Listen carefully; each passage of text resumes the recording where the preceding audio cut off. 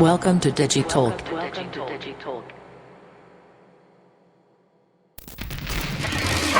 Now we've got a panel with Mira from Piton or Piton? Piton. It's a Piton. climbing tool. I'm not going to attempt your last name, but you are a VC with Piton in London, and Volker Hirsch, who is a VC with... Amadeus Capital. Huh? Amadeus Capital. Amadeus Capital. Now, Amadeus Capital is very famous because actually it emerged out in the 1980s, backing some of the early computers. So Amadeus has a very long history. Piton is slightly less long, but reasonably long. And so the idea with this is that I think it's quite a good time to talk about London because, frankly, we don't know what the hell is going on in the UK. But what is definitely going on is that the tech scene just doesn't seem to stop. It's amazing, really, if you think about it. With all of the chaos on the politics side and Brexit and what have you, and we'll talk about that in a sec, the tech scene in London is super, super vibrant. And it actually really has kind of been building for many years, hasn't it? I think of it almost like a kind of super tanker, where it's so vibrant it takes half an hour to turn left in a super tanker, and it just things just won't change in London for a while, whatever happens on the politics side. Why do you think that is, Mira? I think, especially in London, the companies that do fintech are booming. It's the fintech capital of Europe, and these days it's actually, I think, getting ahead of other places outside of Europe as well. So, being close to all the banks helps, of course, and having all the money around, of course, helps. It's traditionally been a very good place to have a lot of capital. But it's fintech. I like to think of it as Los Angeles, San Francisco, New York, all in one, in a way. Yeah. Volker, you're actually based in Manchester. Have you moved to London? No.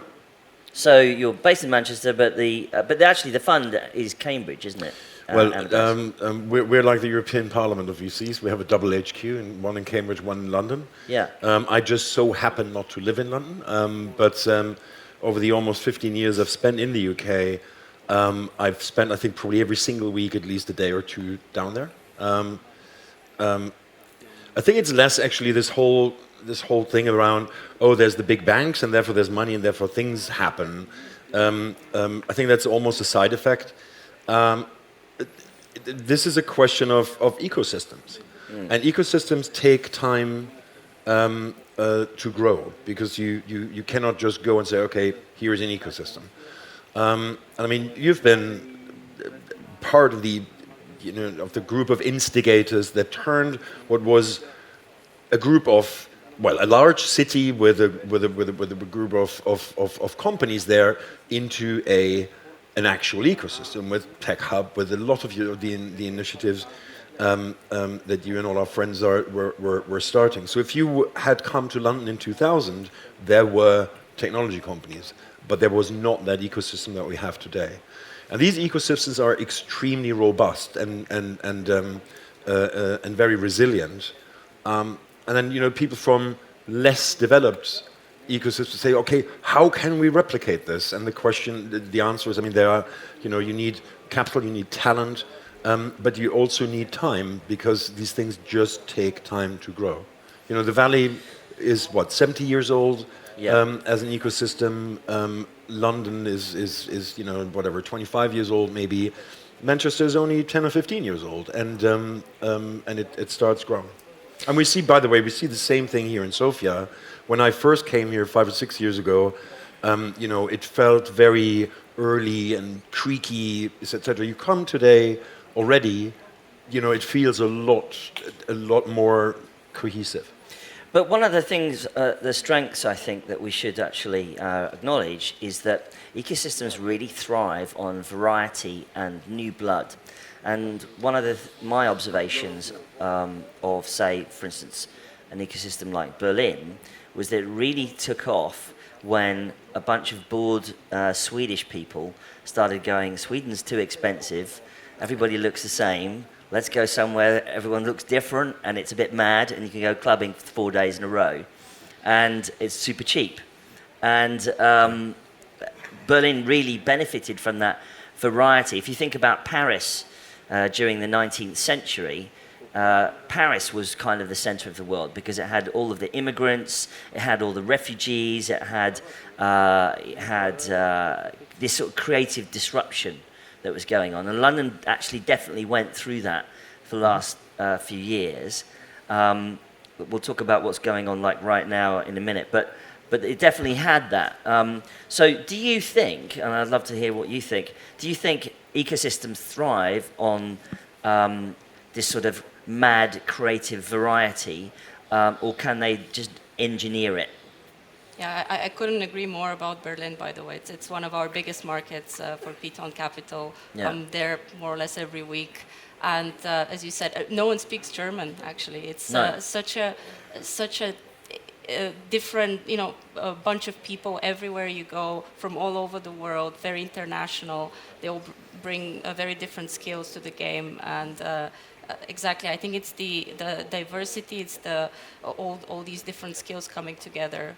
Because yes, of course, in Eastern Europe you have very strong tech talent, but very often you need to see some business and product people as well in the mix, and that comes with time. So you need to see some big exits, successful companies, and then obviously people will start something else afterwards, that's how you see an ecosystem kind of coming together.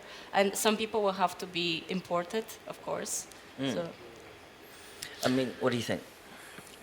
I think generally diversity forces people out of their cultural comfort zones.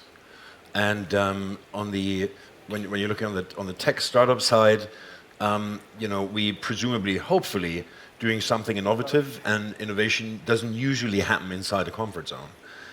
So if you basically have an environment where, by its very nature, you're being challenged in your usual beliefs on a daily basis, you basically create a breeding ground that makes it so much more fertile, and eventually great things pop out of it. But what's going on now is that because of things like Brexit, VCs are deploying their capital out of London to other ecosystems. And you see that although, interestingly, London sucked in a lot of venture capital, now a lot of that venture capital is being deployed on continental Europe and other places, isn't it? And you mentioned Berlin, for instance. Yeah. So do you think that's going to continue that way? Or are we going to see VCs start to go, well, that was great for a while, let's move our headquarters to Paris, Berlin, Stockholm, whatever, Barcelona? It's interesting. I see it in, it can go both ways, because right now London is quite expensive, and even Berlin is quite expensive. You see valuations that are multiple X of what you've seen, a few years ago, and a lot of VCs are trying to look for better deals. Lisbon, Bulgaria, a lot of other places in Europe can offer much better value right now. Maybe Brexit will calibrate the London market, because we are in a bit of a bubbly territory in a way. But let's see. I think there will be some talent movement out of London, probably as a result of Brexit. Some funds might even relocate. Let's see. I think it will be driven by the tax situation, especially for us. I think we're happy to stay in London as long as taxes don't change much. Yeah. But not tempted by Dublin or Amsterdam? I mean, Amsterdam will be a good one, actually. But no, I think so far we like it. We like London, and you can access all of Europe through London, so it's not. But also, it's partly the English language, but also partly sort of 1,000 years of English law. I know that for a fact that doing deals is a few sides of A4 in London, whereas doing deals in a lot of other European countries is much more complex in terms of red tape, don't you think? Ever so slightly. I mean, I can, for people who are not from England, on this phone, during the duration of this panel, open a company in the UK. Try that in Germany.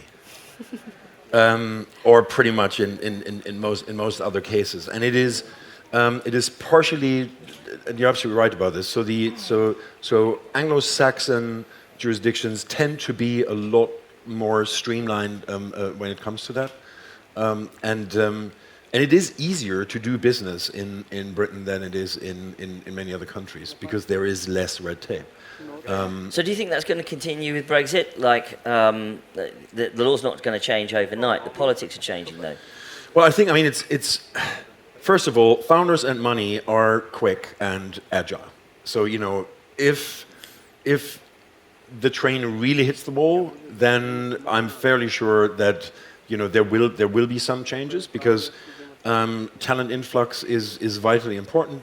You know, when you look at any you know, research teams at universities, look at founding teams in startups, and you usually have 40-50% of names that do not sound classically English, because they're from elsewhere. If that gets harder, that will over time have an impact, I'm sure. And if that impact is such that an ecosystem like London will be impacted, then the money will follow. I think that's a given. But I don't actually think that I'm not that fearful that we'll see extremes of that because of the flexibility. And let's face it, technology is actually being less impacted by borders than more traditional industries are. You know, I mean, when I was running my little startup with 10 people, our first customers two were from the US, one was from Switzerland, and the fourth from Sweden, I think. So you know, it does impact us a little less. On the talent side, that is the one thing we need to be fearful of. And while I've got two VCs on the panel, in the closing moments of this, as well as talking about ecosystems, let's talk briefly about the kinds of things that are exciting you. So there's, lots of investment going into AI, deep tech, big verticals like fintech at the moment. What are you seeing? What excites you? What are you really interested in? What would you look for from the people here, for instance? Oh, I mean, we are industry agnostic fund, so I get to see many different things, even within the same day. Not to mention within the 1 week, I'd look at anything under the sun. But I mean, I think esports is one area that I follow closely, and it's booming. It's very, very interesting. I think there's still verticals within it that are yet to, something interesting to come out of it, especially things like amateur leagues. So I would love to see something around that. Blockchain, of course, very big one. And I think we had some really interesting talks earlier today.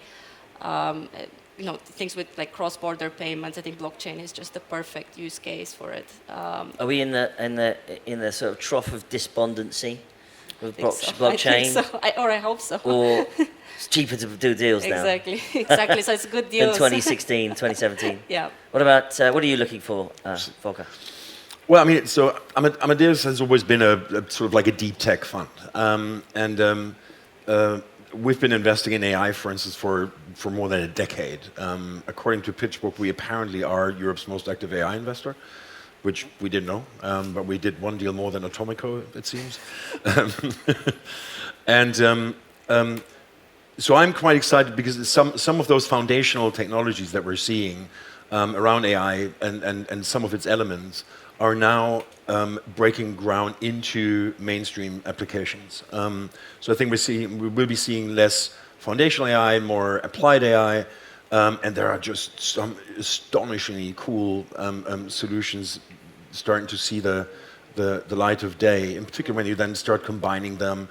So at the moment, I'm looking at an agri-tech startup that does robotic farming with computer vision, so on and so forth. That is very cool. Cybersecurity, I think, it's a big topic for us. That will only ever get more interesting and more important. And to stick with our UK theme here, this is actually one of the things where the UK is thriving particularly, and that's its universities. So the research and the universities, as well as the IP spin-out policies that they have, that is more and better developed in the UK than in most other countries I know. Yeah. So in our case, I mean, it's probably 70% of our founders are, either a formal spin-out or have laid the foundations for their startup sometimes somewhere around academia, and that's quite powerful. Well, thank you so much for your time. I hope that we will continue to be as international and outward-looking as possible in the UK for the foreseeable future. To help that, I'll just do a small advert. On June 27th in London, I'm doing an event called the Europas, and it's basically a party. Who needs a conference, right? So come to that. Check out theeuropas.com. And it's all about encouraging people to come to London for obvious reasons.